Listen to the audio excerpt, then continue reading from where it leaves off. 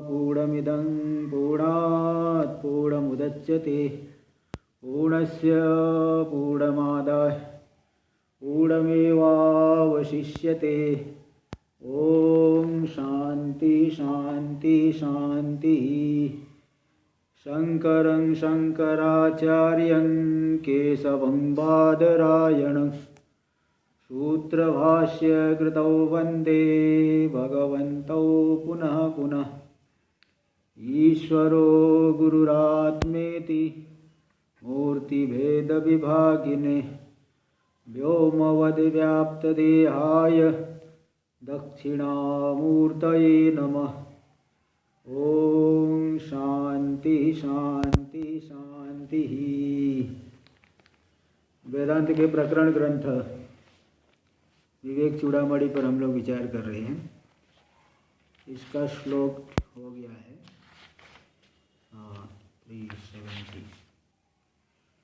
376 कल हो रहा है।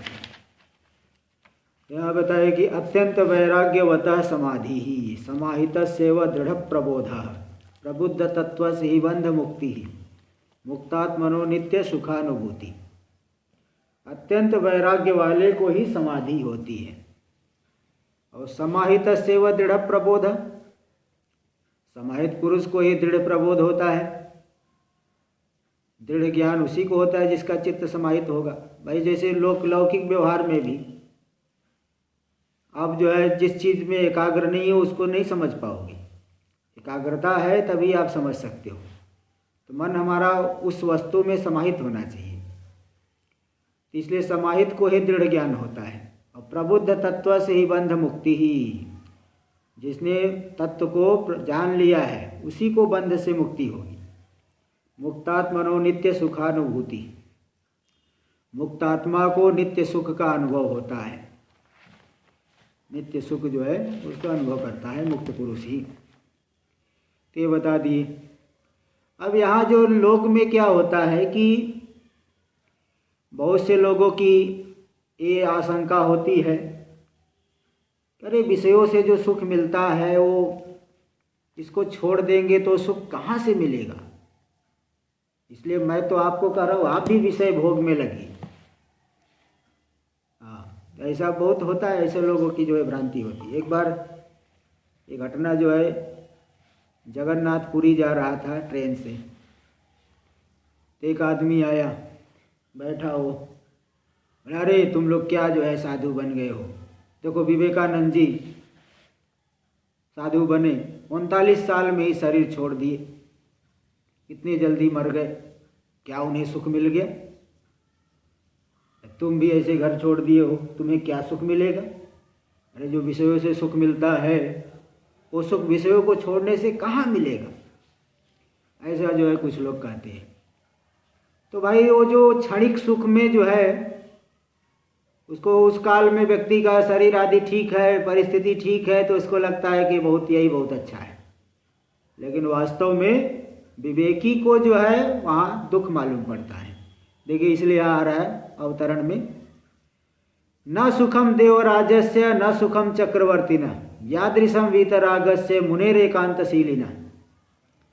देवराज जो इंद्र है वो भी बहुत सुखी नहीं है, वो भी परेशान रहते, बारंबार जो है दैत्य आक्रमण कर देते हैं। उनको भी अपना पद समय पूरा हो जाता है तो छोड़ना पड़ता है। इसलिए देवराज को भी सुख नहीं है। न सुखम चक्रवर्ती न, देवराज को हमने तो नहीं देखा है, चक्रवर्ती सम्राट को देखते हैं, प्रधानमंत्री राष्ट्रपति इनको सब दिखाई पड़ते, राजा आदि, इनको भी सुख नहीं रहता। ये भी देखो कितने परेशान रहते हैं। सभी देशों के जो राष्ट्रपति प्रधानमंत्री चुनाव का समय आएगा परेशान रहते, पता नहीं हम जीतेंगे कि हार जाएंगे। बड़े इसीलिए वो नाना प्रकार के हथकंडे अपनाएंगे। तो ऐसा होता है, तो इसलिए वो भी सुखी नहीं है। फिर कौन सुखी, यादृशम वीतरागस्य मुनेर एकांतशीलिना, जो एकांत का सेवन करने वाला मुनि वीतराग मुनि है उसको जैसा सुख मिल जाता है वैसा सुख न तो इंद्र को है न चक्रवर्ती सम्राट को है। और भी श्लोक दे रहे, यच्च काम सुखम लोके यच्च दिव्यम महत् सुखम तृष्णा क्षय सुखस्य यते नारहत षोडशीम कलाम। जो विषयों से सुख मिलता है लोक में, यच्च दिव्यम महत् सुखम, जो महान सुख, राजाओं को सुख, देवताओं को सुख होता है। बोले तृष्णा क्षय सुखस्य यते नारहत षोडशीम कलाम। तृष्णा क्षय के सुख के 16वीं कला के बराबर भी नहीं है। ये तो प्रत्यक्ष आपको बता दे।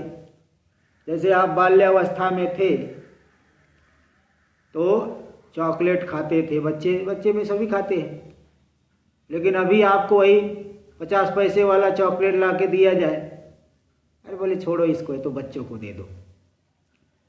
तो बिना उस वस्तु के आप उससे ज़्यादा सुखी हैं। बच्चे को जितना उसको खाने से सुख मिलेगा उतना आपको ऐसे ही सुख मिल रहा है। वहाँ से हमारी जिस वस्तु से हमारी तृष्णा हट गई, वहाँ का सुख हमको स्वाभाविक रूप से अपने आप बिना उस विषय के ही मिल जाता है। जैसे जैसे व्यक्ति ऊपर उठते गया है ना, वहाँ का सुख उसको स्वाभाविक रूप से ऐसे ही मिल जाता है। इसलिए यहाँ कह दिए तृष्णा क्षय सुखस्य ते नारहत षोडशीम कलाम। इस बात का बहुत अच्छा विवेचन तैत्तरीय उपनिषद में आया है ब्रह्मानंद वल्ली में, कि मनुष्य लोक में जो सबसे ज़्यादा सुखी आदमी है, कोई राजा है, शरीर बड़ा दृढ़ है, हाँ बहुत अध्ययन शिक्षा आदि भी लिया हुआ है, क्योंकि शरीर बहुत मजबूत होने पर भी अगर कोई निरक्षर है, शिक्षा नहीं ग्रहण किया, तो भी उसको दुख हो जाता है। तो वहाँ बताया कि कोई राजा है, बहुत सा अध्ययन आदि किया हुआ है, शरीर बलवान है, हर प्रकार की भोग सामग्री है, वो समझ लो मनुष्य में मनुष्य लोक का श्रेष्ठ सुख हो गया। हाँ, और उससे 10 गुना जो है गंधर्वों का सुख, उसके 10 गुना देवताओं का सुख, इस तरह से बृहस्पति का सुख, इंद्र का सुख, बृहस्पति का सुख, ब्रह्मा जी का सुख, ऐसे ऐसे 10 गुना करके बहुत ले गए हैं। तो हर जगह ये बताए है कि जो सुख राजा को मिल रहा है वही सुख वीतराग को, श्रोत्रियस्य अकामहतस्य, जो कामनाओं से हत नहीं है। तो जहाँ से हमारी कामना हट गई वहाँ का सुख हमको स्वाभाविक रूप से बिना उस विषय के ही प्राप्त होता है।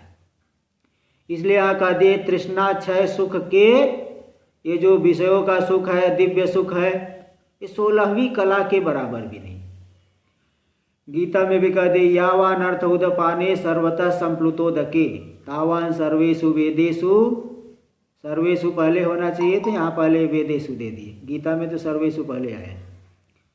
तावान वेदेषु सर्वेषु ब्राह्मणस्य विजानतः।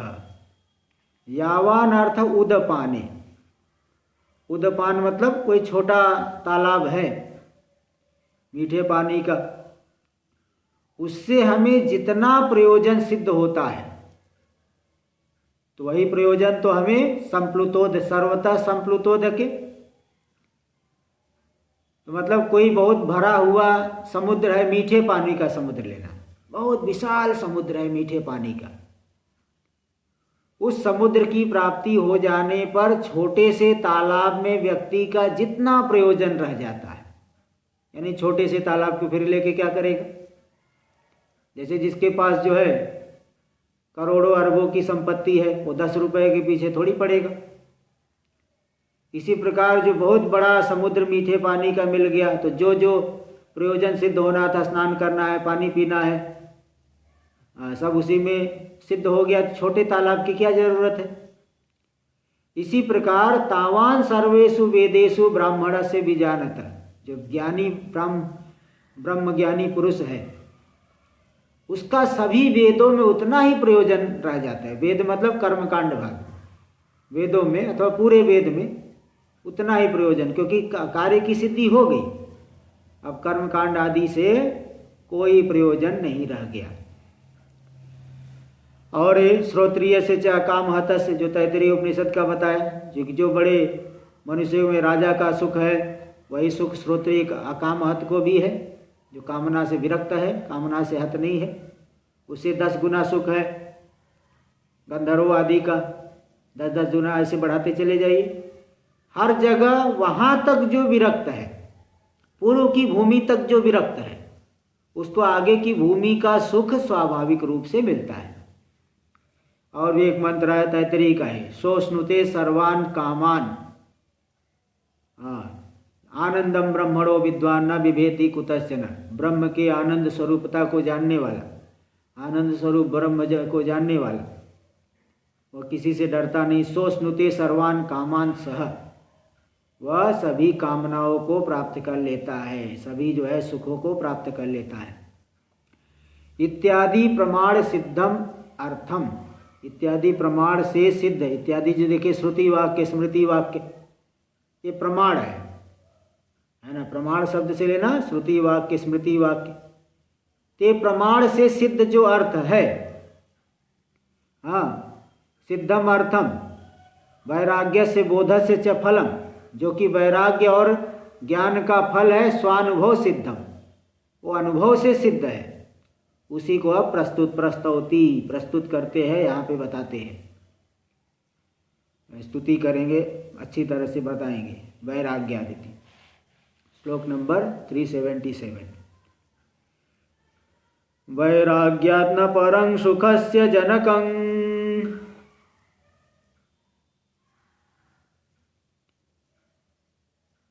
पश्यामि वश्यात्मनः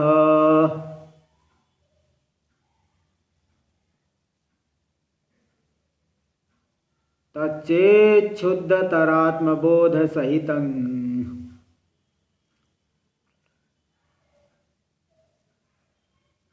स्वराज्य साम्राज्य दुःख।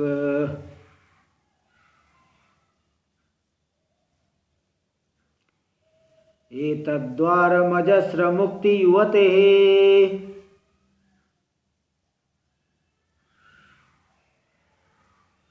यस्मात् त्वमस्मात् परं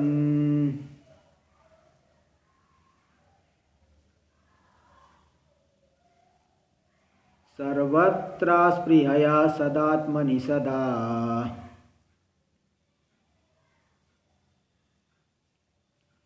प्रज्ञां कुरु श्रेयसे। वैराग्यात् न परम सुखस्य जनकम पश्यामि वश्यात्मना। वश्यात्मना मतलब जिसने शरीर इंद्रिय आदि को अपने अधीन कर लिया है ना। शरीर से व्यर्थ चेष्टा आदि नहीं करता है, शरीर को निगृहित कर लिया, मन को निगृहित कर लिया, वाणी पे विजय प्राप्त कर लिया। ऐसा जो वश्यात्मा है, क्योंकि जिसने अंत, हाँ, तो ऐसा जो व्यक्ति है उसको वैराग्य से बढ़ करके कोई सुख देने वाला नहीं है। जिसने शरीर इंद्रिय आदि को जीत लिया तो उससे को वैराग्य से बढ़ करके दूसरा कोई जो है सुख का जनक नहीं है, सुख की उत्पत्ति करने वाला उत्पादक नहीं। मैं नहीं देख पाता, मैं नहीं देख रहा हूँ, ना पश्यामी, क्योंकि शरीर इंद्रिय आदि को जीत लिए, वैराग्य नहीं है, तो भी नाना प्रकार के ऐश्वर्यों के पीछे भागेंगे। तच्चेत् शुद्ध तरात्म बोध सहितम, अगर वही वैराग्य अत्यंत शुद्ध आत्मज्ञान के से युक्त है, यानी उसी व्यक्ति को वैराग्य भी है और बोध भी है, तब तो स्वराज्य साम्राज्य दुख है ना। वही वैराग्य स्वराज्य रूपी साम्राज्य, मुक्ति रूपी साम्राज्य का दुख यानी दोहन करने वाला। जैसे गाय से दूध निकाल लेते हैं, दोहन करते हैं, इसी प्रकार वह आत्मज्ञान के सहित जो वैराग्य है, वह स्वराज्य रूपी साम्राज्य, राजा का जो साम्राज्य रहता है, उस साम्राज्य का दोहन करने वाला, मुक्ति रूपी साम्राज्य की प्राप्ति कराने वाला हो जाता है। और एतद्द्वारा अजस्र मुक्ति युवते, यही अत्यंत शुद्ध ज्ञान के सहित वैराग्य अजस्र जो नित्य मुक्ति रूपी युवती है। इसलिए शुरू में ही बता दिया कि लोगों को, लोग कहते हैं कि भाई विषय नहीं रहेंगे तो हमको कहाँ से सुख मिलेगा। जैसे युवती का सुख, यहाँ देखो दृष्टांत उपमा युवती दे रहे हैं। कोई आदमी है, कामी पुरुष है, सोचेगा ये युवती नहीं मिलेगी तो मुझे कहाँ से सुख मिलेगा। तो यहाँ बता रहे, देखिए वो जो मांसमयी युवती है वो तो अनित्य है, लेकिन ये जो नित्य मुक्ति रूपी युवती है जो कि सदा सुख देने वाली है, ये मुक्ति रूपी युवती का कभी वियोग नहीं होता, और मांसमयी युवती का तो वियोग अवश्यम भावी है। इसलिए जो नित्य मुक्ति रूपी युवती है उसकी प्राप्ति का यह द्वार है, ज्ञान के सहित, शुद्ध ज्ञान के सहित वैराग्य। यस्मात् त्वम, अस्मात् परम, क्योंकि ऐसा है इसलिए तुम, अब आगे क्या करना है, सर्वत्र अस्पृहया, कहीं पे भी स्पृहा नहीं करते हुए, आकांक्षा नहीं करते हुए, श्रेयसे यानी कल्याण के लिए, श्रेय की प्राप्ति के लिए, सदात्मनि, सदा आत्मा में ही, सत्य आत्मा में ही, सदा प्रज्ञाम कुरु, सदा जो है बुद्धि को करो, यानी आत्म विषयक बुद्धि को बनाओ, विषयों से बुद्धि को हटा करके आत्म विषयक बुद्धि को सदा बनाओ, निर्विकल्प समाधि का अनुष्ठान करो। इस तरह से यहाँ ये बता दिए कि ये जो वैराग्य और बोध का फल है स्वानुभव से सिद्ध है ना, ये अत्यंत उत्कृष्ट फल है। इसलिए ऐसा नहीं समझना कि विषयों का जो है सुख नहीं मिलेगा तो हम कहाँ से सुखी होंगे, इससे बढ़कर के कोई सुख नहीं है। टीका में देखिए, वश्यात्मना, वश्यात्मा मतलब जो जिसने अपने अंतःकरण शरीर आदि को अधीन कर लिया है। वश्य आत्मा कार्यकरण संघात, यस्य, आत्मा का अर्थ यहाँ ले लिए कार्यकरण संघात, शरीर इंद्री का संघात, जिसका शरीर इंद्री संघात अपने अधीन हो गया है। कैसे अधीन कर लिया, उसके पास कौन सा ऐसा मंत्र है, कौन सा जादू मार दिया कि अधीन हो गया? बोले नहीं, आसन प्राणायाम आदीना, आसन का अभ्यास करोगे तो शरीर जो है अधीन हो जाएगा, प्राणायाम करोगे तो मन अधीन हो जाएगा। आसन प्राणायामादिना देहेंद्रियादि वशीकारे भी, तो आसन प्राणादि के द्वारा शरीर इंद्रिय को तो अपने अधीन कर लिया, लेकिन अगर वैराग्य नहीं है तो सिद्धियों के पीछे भागेगा। ये कई महात्मा लोग हैं, तपस्या किए लेकिन सिद्धियों से मन को नहीं हटा पाए। तो जब सिद्धि से मन को नहीं हटा पाए तो फिर क्या हुआ, बड़े बड़े आश्रम बन गए उनके, अब खूब शिष्य आदि हो गए, लेकिन बाद में वही खुद परेशान होते हैं। तो इसलिए ऐसे कोई भी व्यक्ति हो, अगर शरीर इंद्रिय आदि को अधीन तो कर लिया, अगर उसके अंदर वैराग्य नहीं है संसार से तो कुछ ज़्यादा लाभदायक नहीं। इसलिए देहेंद्रियादि वशीकारे भी वैराग्यम बिना सुखम नास्ति, शरीर इंद्रिय अधीन होने पर भी वैराग्य के बिना सुख नहीं है। अणिमादि विभूतिषु सक्ता न, क्योंकि अणिमादि विभूतियों में जो आसक्त है, लगा हुआ मुझे मिल जाए, अणिमा महिमा लघिमा गरिमा प्राप्ति रीसिता प्राकाम्यम च वशित्वम च यत्र कामा वसायिता, अष्ट सिद्धि अणिमादि सिद्धि होती है। अणिमा मतलब अत्यंत अणु है, इतना छोटा हो जाएगा पत्थर के अंदर प्रवेश कर लेगा। पत्थर के अंदर इतना छोटा हो गया, पत्थर है जिसमें कोई छिद्र नहीं, उसके अंदर चले जाएगा। महिमा यानी इतना बड़ा हो जाएगा कि यहाँ से सूर्य जो है, यहाँ से सूर्य को छू सकता है। लघिमा यानी इतना हल्का हो जाएगा कि सूर्य की किरणों को पकड़ के चढ़ जाएगा, जैसे रस्सी पकड़ के चढ़ते हैं, सूर्य की किरणों को पकड़ के चढ़ जाएगा। प्राप्ति, प्राप्ति का होता है यहाँ से ऐसे अंगुली से, बैठे बैठे अंगुली से चंद्रमा को छू लेगा।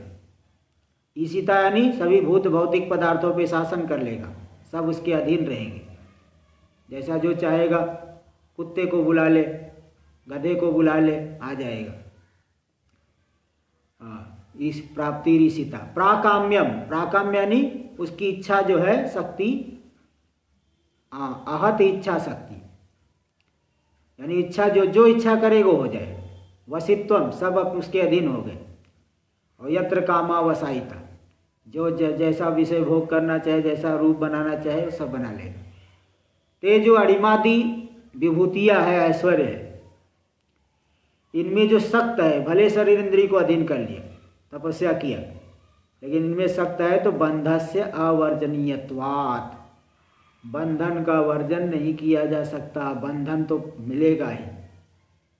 बोले क्या बात कर रहे हैं? बोले हाँ बिल्कुल सही है, क्योंकि देखिए उदाहरण आ रहा है, अवगम्यते ही पुराण आदो हिरण्य कशिप्वादय, जो प्रहलाद जी के पिताजी थे हिरण्य कश्यप, हिरण्य कशिपु, तो हिरण्य कशिपु जो थे, आदि से और भी ले लीजिए जितने बड़े बड़े राक्षस हुए हैं, वृत्रासुर आदि, महातप समास्थाय आपी, बहुत महान जंगल में जाकर के घोर तपस्या की। घोर तपस्या करने पर भी वैराग्या भावात, उनके अंदर वैराग्य नहीं था, इसलिए संसारिणा बभू, संसारी हो गए। संसार जो है सांसारिक सुखों में ही लगे रहे जीवन पर्यंत। बाद में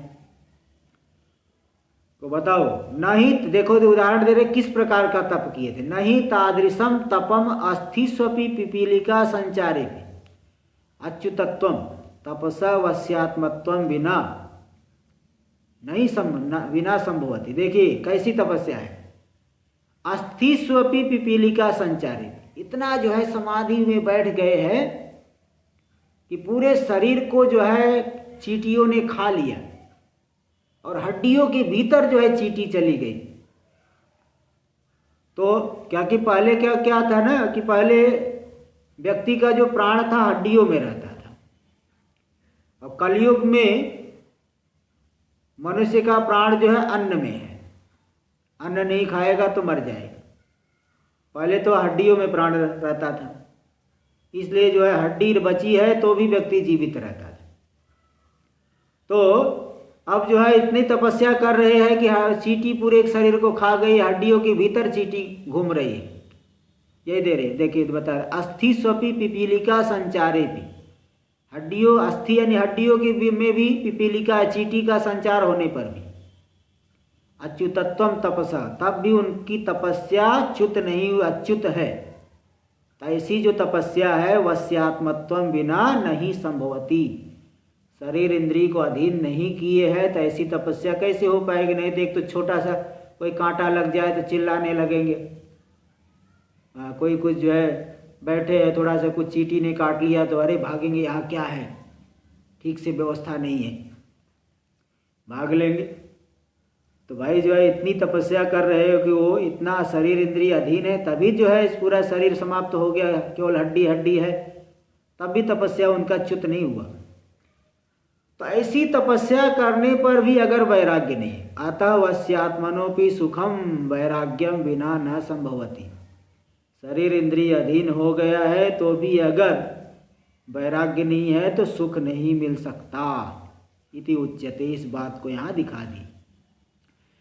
देहादिकम अवशयतः, शरीर इंद्रिय आदि को अपने अधीन नहीं किया, वश में नहीं किया, अवशयत वश में नहीं किया तो वैराग्यम नव संभति, तब तो वैराग्य होगा ही नहीं। यानी पहले शरीर इंद्रिय के अधीन करो, मन को मारो, तभी तो वैराग्य होगा।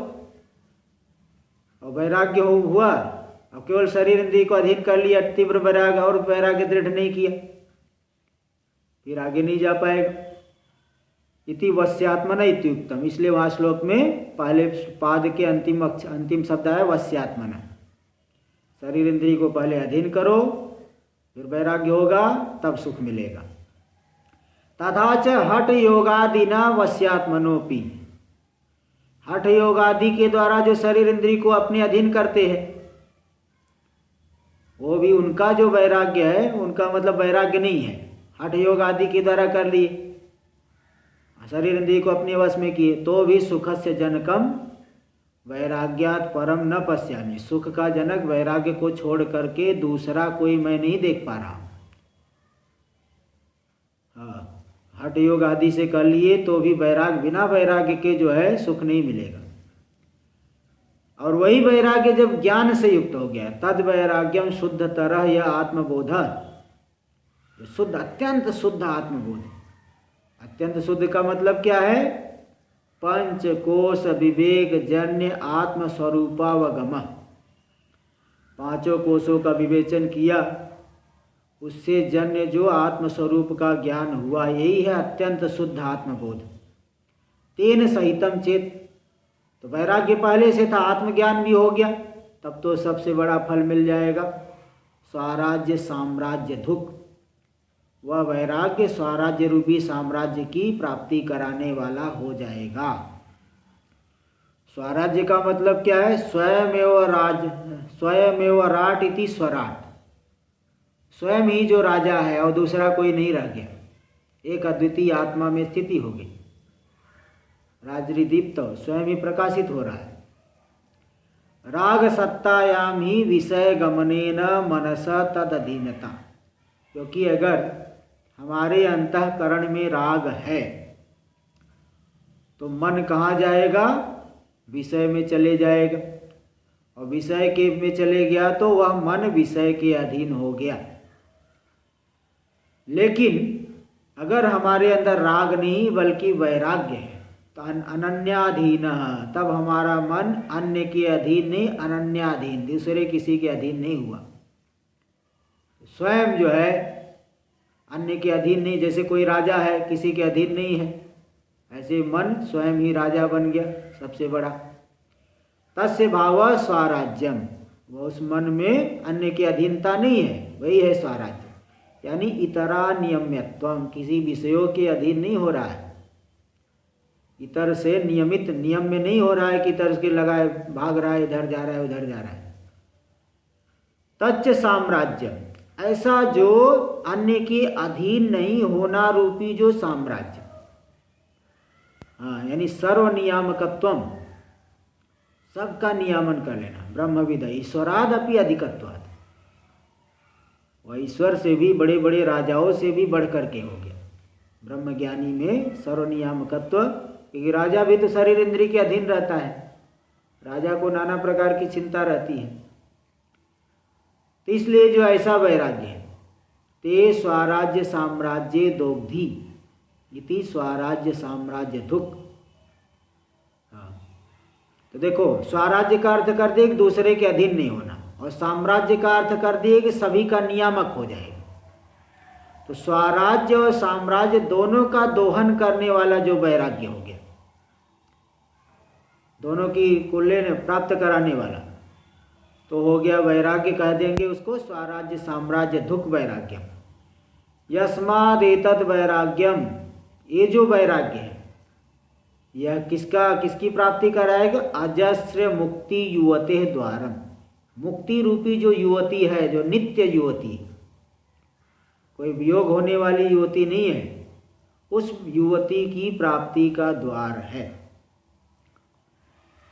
और ये बात को अभी पिछले श्लोक में बता दिए थे, श्लोक नंबर 376 में बताए थे। अत्यंत वैराग्यवतः समाधि इति पूर्व श्लोके कथितम।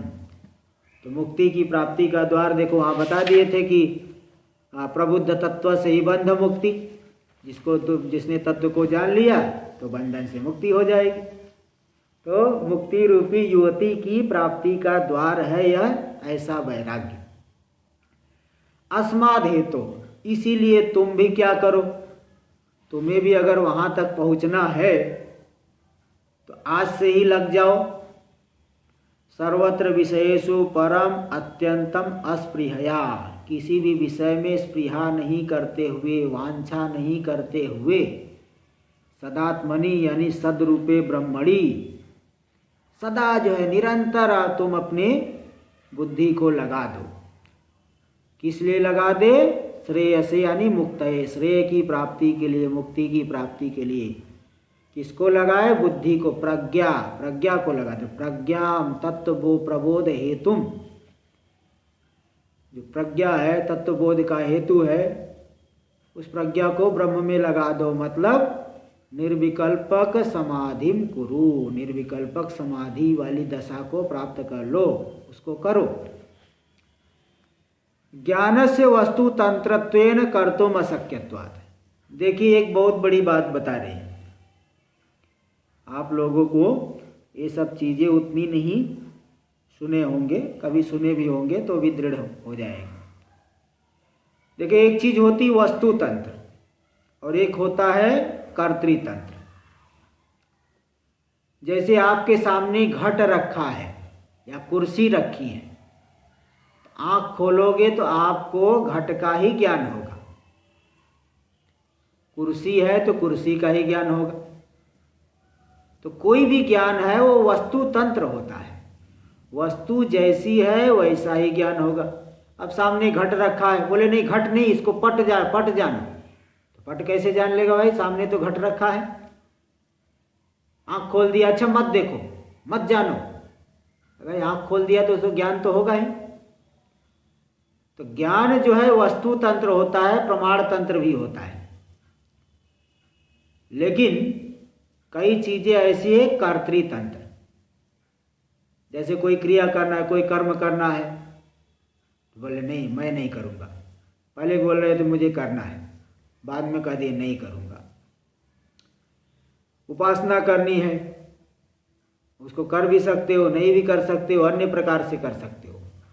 तो जो क्रिया होती है वह कर्तृतंत्र होती है। कर्तुम अकर्तुम अन्यथा कर्तुम शक्य, वहाँ पे किया जा सकता है, नहीं किया जा सकता, और भिन्न प्रकार से भी किया जा सकता है।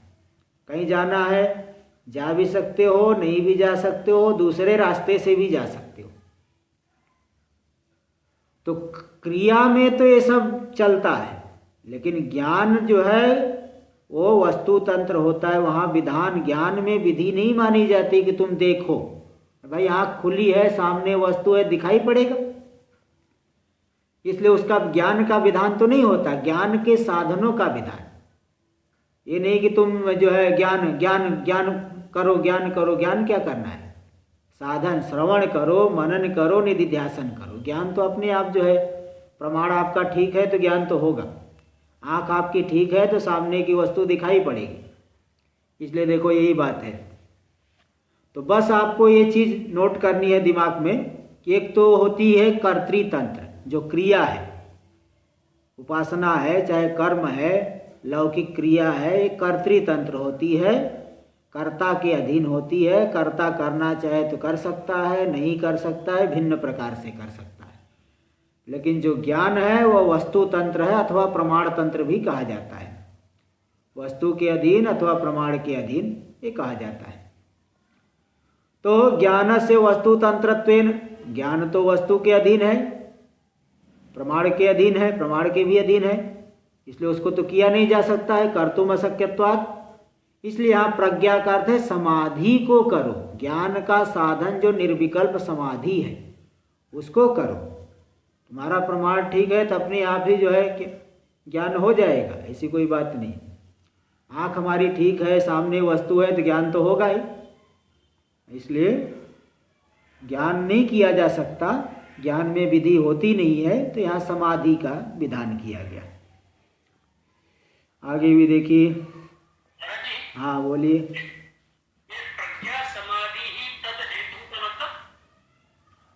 प्रज्ञा यानी समाधि, ज्ञान का तद हेतु यानी ज्ञान का हेतु, तद से लेना ज्ञान। प्रज्ञा को करो मतलब समाधि को करो, यानी तद हेतु, ज्ञान का हेतु जो समाधि है उसको करो। तो यानी यहाँ प्रज्ञा का अर्थ है समाधि मतलब ज्ञान का हेतु।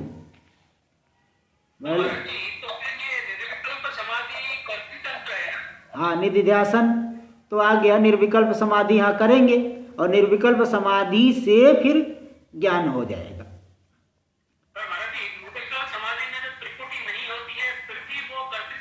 भाई आप जाओगे समाधि अनुष्ठान करोगे तभी तो वहां पहुंचोगे ना, त्रिपुटी का भाव होगा। इतना गहन चिंतन में पहुंच गया कि मतलब वो भूल गया कि मैं करने वाला हूँ और ये साधन कर रहा हूँ, बल्कि एक जो है जिसका चिंतन करे तदाकार ही वृत्ति, ब्रह्माकार वृत्ति ही बन गए, तो करना पड़ा ना। हाँ चलिए देखिए श्लोक नंबर 378 देखिए। आसंच्छिन्धि विशोपमेषु विषये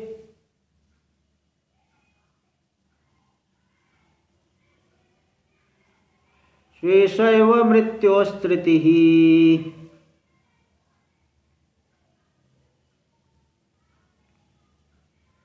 त्यक्त्वा जातिकुलाश्रमे स्वविमतिं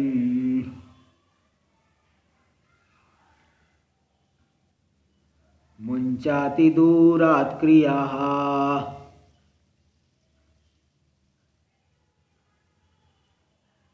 देहादावसति त्यजात्मधिषणाम्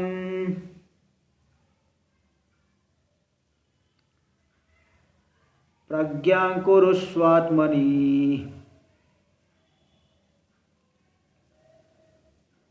त्वं द्रष्टास्य मलोऽसि निर्द्वयपर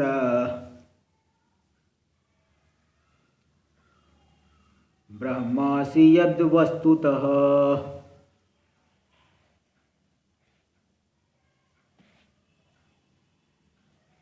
आसां छिन्धि विषोपमेषु विषयेषु। देखो, विषय जो संसार के विषय है, शब्द स्पर्श रूप रस गंध, जो कोई भी अच्छे अच्छे विषय है, वो बोल रहे विषोपमेषु, वो विष के जैसे है। कहीं कहते भी आया है कि भाई विष से बढ़ करके भी विषय है। विष तो खाने से मारेगा और विषय केवल चिंतन से ही मार देगा, नाना योनियों में घुमाएगा। इसलिए विष के समान जो विषय है, उन विषयों में आशा को छिंदी, आशा का छेदन कर डालो, आशा को छोड़ दो। बोले क्यों? क्योंकि ये जो आशा है ना, ऐसैव मृत्यो श्रुति ही, ये मृत्यु की प्राप्ति का मार्ग है। श्रुति यानी मार्ग। ये जो आशा है विषयों में, यह मृत्यु की प्राप्ति का श्रुति है, मार्ग है। और त्यक्त्वा जाति कुलाश्रमेषु अभिमति, जाति में, कुल में, आश्रम में, इन सब में अभिमति, अभिमान को छोड़ करके, क्योंकि जब तक अभिमान रहेगा तब तक उन क्रियाओं से बच नहीं सकते। भाई जिसको ये है कि मैं ब्राह्मण हूँ तो मेरा कर्तव्य संध्या वंदन करना, वेद पाठ करना, तो ये जो अगर है, यद्यपि ये उचित भी है व्यवहार काल में, किंतु जिज्ञासु है, सब कुछ जो है संसार को पार करना चाहता है, तो उसके लिए तो छोड़ने को ही लिए बोला जाएगा। जो अत्यंत जो है विषयी पुरुष है, उसको तो कहा जाएगा तुम जो है सन्मार्ग में चलो। लेकिन जो अत्यंत जिज्ञासु है, संसार सागर को पार करना चाहता है, उसको ग्रहण नहीं करा, उसको छोड़ो भाई, सब वहाँ से दोष दर्शन करो, वैराग्य की प्राप्ति करो।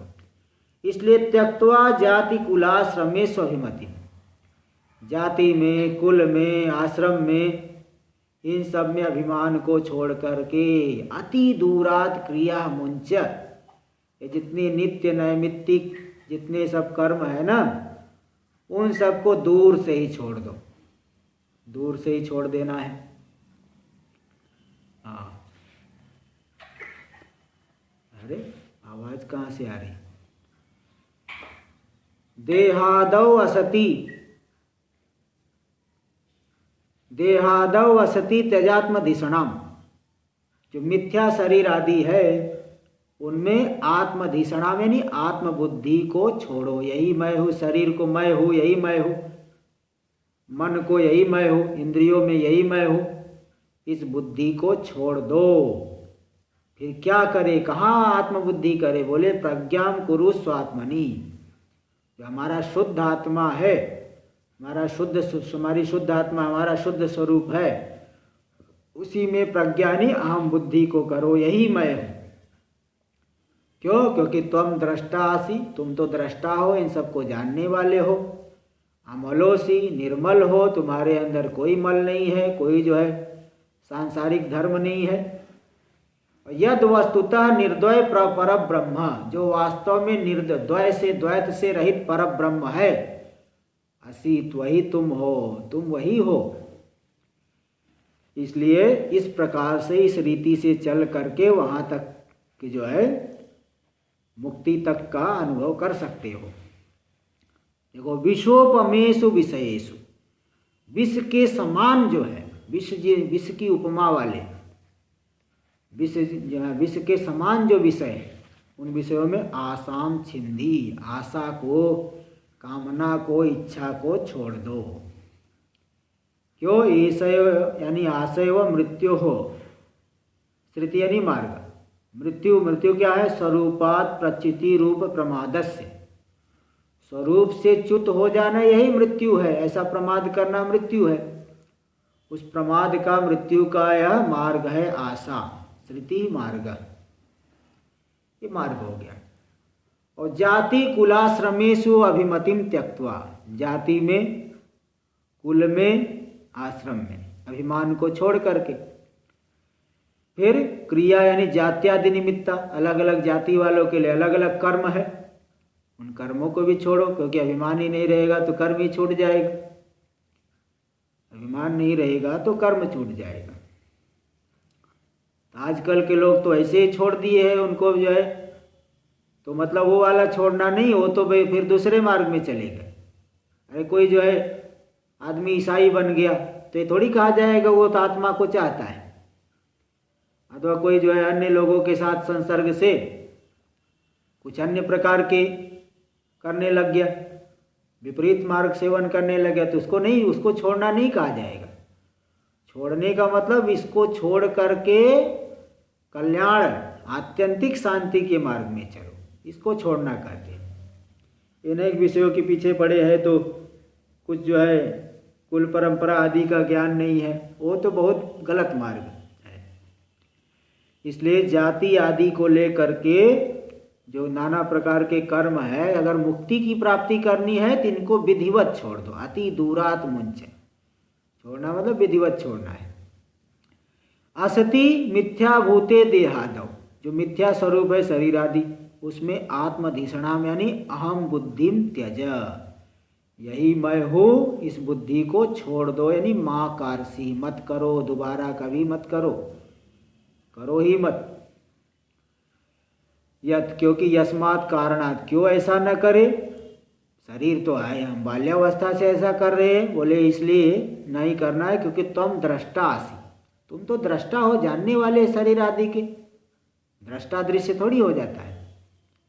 सिनेमा देख रहे हो तो आप सिनेमा नहीं हो गए, अलग है, आप देखने वाले अलग ही है। तो देहादे दृश्य से, शरीर आदि जो दृश्य है उसके तुम दृष्टा हो। अमलोसी, तुम तो निर्मल हो, और देहादे समलत्वात्, देहादि तो मल वाले हैं, उनमें नाना प्रकार के सांसारिक धर्म है, और तुम तो निर्धर्मक हो।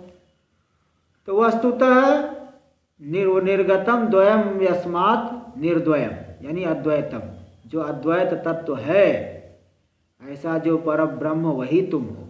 तच्च तत्परब्रह्म, अद्वितीय जो परब्रह्म वही तुम असि, यानी तुम हो। तस्माद् आत्मनि यानी ब्रह्मणि प्रज्ञाम यानी अहम ब्रह्मास्मि इति ज्ञानम कुरुस्व, आत्मा में अपनी बुद्धि को लगाओ। हाँ, अहम ब्रह्मास्मि इस प्रकार से भावना कर निर्विकल्पक समाधि के द्वारा उस स्थिति की प्राप्ति करो।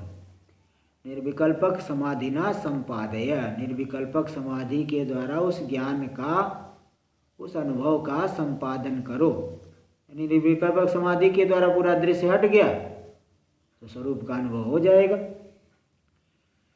तो इस तरह से ये बताए, और आगे भी उसी बात को और स्पष्टीकरण कर रहे हैं। श्लोक नंबर 379। लक्ष्ये ब्रह्मणि मानसं दृढ़तरं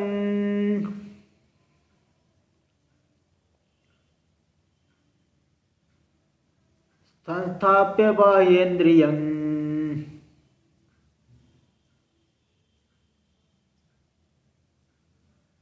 स्वस्थाने विनिवेश्य निश्चल तनुस्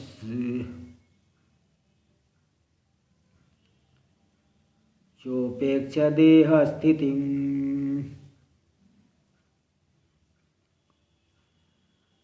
ब्रह्मात्मैक्यमुपेत्य तन्मयतया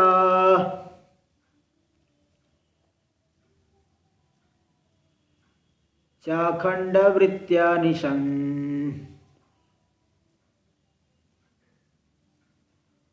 ब्रह्मानंदरसं पिबात्मनि मुदा शून्यैकिमन्यैर्भ्रमैः।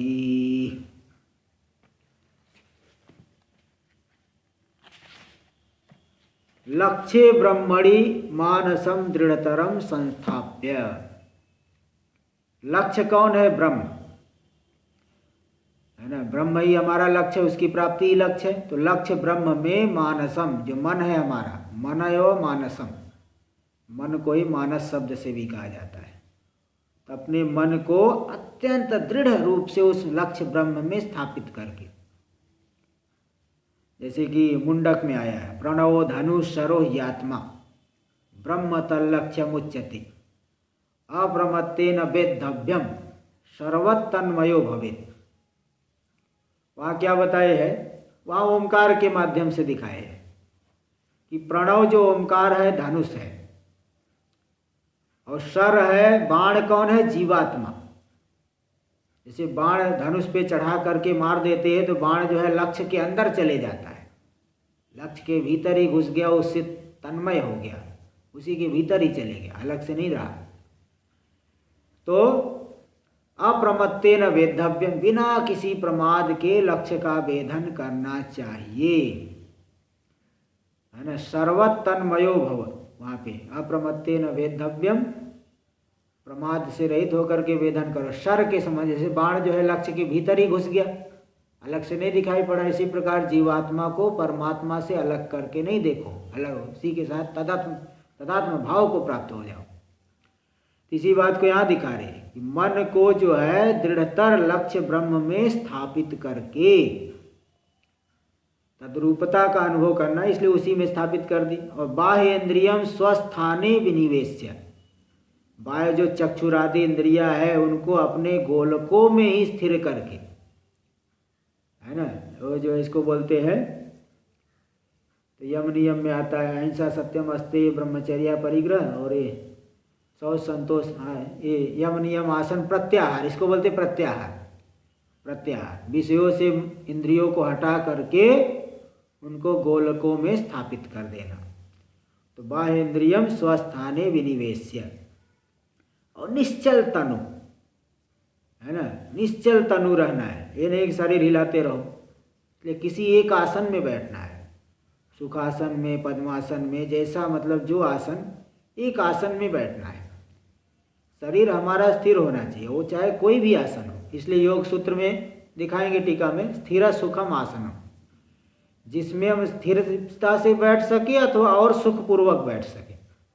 ऐसा नहीं देखा देखिए अरे ये बैठे हैं पद्मासन बांध के, तो मैं भी पद्मासन बांध के ही बैठूंगा, तो भाई जो है वो तो पैर ही खराब हो जाएगा। धीरे धीरे पद्मासन जो अभ्यास किया है, धीरे धीरे करके 2-2 मिनट अभ्यास बढ़ाते जाते हैं। पहले जैसे 10 मिनट बैठे, कुछ दिन तक 10 मिनट बैठे, फिर 2 मिनट ये बढ़ा दिए, फिर जो है कुछ दिन ऐसे 12 मिनट, फिर 14 मिनट, ऐसे ऐसे बढ़ाते बढ़ाते बढ़ाया जाता है। तो शरीर को निश्चल करके आसन के द्वारा उपेक्षा देह स्थिति, शरीर की स्थिति की उपेक्षा करके, ये नहीं कि शरीर के योगक्षेम के विषय में चिंतन करता रहे, ऐसा भी अर्थ है और दूसरा भी अर्थ है यहाँ दिखाएंगे। शरीर की स्थिति को उपेक्षा करके, तो यहाँ पे चलो ठीक है, शरीर की स्थिति, शरीर कैसा भी रहे, कहीं भी रहे, उसकी स्थिति की उपेक्षा करके फिर निश्चल तनु वाला होकर के ब्रह्मात्मैक्यम उपेत्य, ब्रह्म जीव ब्रह्म की एकता जो है उसके साथ एकता का उपेत्य उसको प्राप्त करके तन्मयतया, तन्मय हो गया, ब्रह्म रूप, उपाधि को भूल गया तो ब्रह्म रूप ही है, तो इसलिए तन्मय हो गया। किसके द्वारा तन्मय हो जाएगा? अखंड वृत्तिया, अखंड ब्रह्माकार वृत्ति से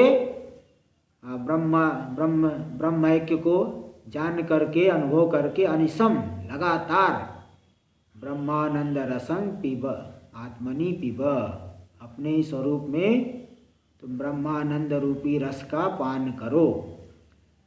और सुन, मुदा ने बड़े प्रसन्नता पूर्वक पियो। शून्य कि मन्यर भ्रमय, अन्य जो भ्रमण है, विषयों के पीछे दौड़ रहे हो, शून्य, उसमें कुछ सार ही नहीं है, उस भ्रमण से तुम्हें क्या मिलेगा। इसलिए तुम इसी प्रकार की साधना करके आत्मा में स्थित हो जाओ, स्वरूप में स्थित हो जाओ। देखो यहाँ वही बात जो देह स्थिति में कर लेना कि वो जो है शरीर के पोषण आदि, योगक्षेम का जो चिंता, योगक्षेम मतलब अलब्ध लाभो योग लब्ध से परिरक्षणम क्षेम। जो वस्तु अभी नहीं है आपके पास, साधन सामग्री, उसकी बहुत प्रयत्न करके प्राप्ति करना, इसको कहते योग। और क्षेम मतलब वो वस्तु हमारे पास सदा बनी रहे। तो यहाँ पे ये बता रहे देह स्थिति से यही बताए है कि शरीर के पोषण आदि के जो है हमेशा चिंतन करते रहे। तो चिंतन करते रहेगा तो फिर ये साधना तो नहीं हो पाएगी, इसलिए देह स्थिति की उपेक्षा करके ऐसा यहाँ दिखाए है। प्रारब्धम पुष्यति वपु इति निश्चित्य। देखो इसके पहले एक श्लोक आ चुका है, प्रारब्धम पुष्यति वपु इति निश्चित्य निश्चल।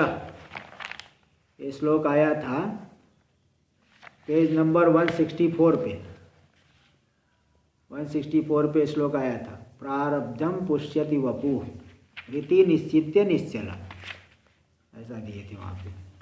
हाँ, श्लोक नंबर 280 इति निश्चित्य निश्चल। धैर्यम आलम्ब यत्नेन स्वाध्यासापनयम कुरु। धैर्य का आलम्बन लेकर के बड़े ही प्रयत्न पूर्वक अध्यास को दूर करो। ये टीका का विचार हम आगे कल करेंगे। ओम पूर्णमद पूर्णमिदं पूर्णात् पूर्णमुदच्यते